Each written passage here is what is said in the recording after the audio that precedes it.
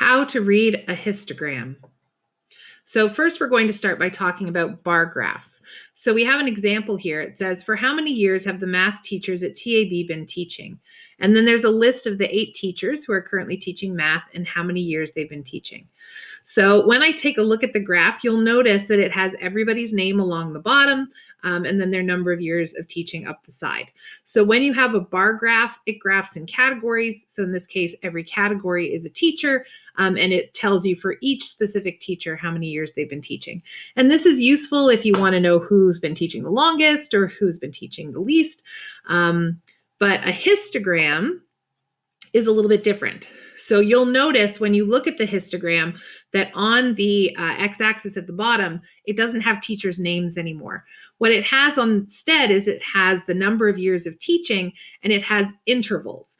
So it's broken it up for how many people have been teaching 0 to 10 years, how many people have been teaching 10 to 20 years, how many people have been teaching 20 to 30 years. And then the frequency that's on the y-axis tells you how many people. So when I take a look at the bars, I notice the first bar for 0 to 10 years, there is one person, and that one person is Miss McAllen. Now you'll notice that Mr. Beaupre has exactly 10 years, and he didn't show up in that first bar of 0 to 10. He shows up in the second bar on 10 to 20, along with Miss Canham, who has 12, Mr. Jokic, who has 12, and Mr. Senaratney, who has 19. And then our third bar has everybody who's from 20 to 30. So that would be Miss Miller, Mr. Murray, and myself, Miss Pick. So I'm going to take a look at another way of looking at a histogram. So here you've got the intervals going up in tens. Those I call an interval. Some people call them bins or buckets. But you can change the interval.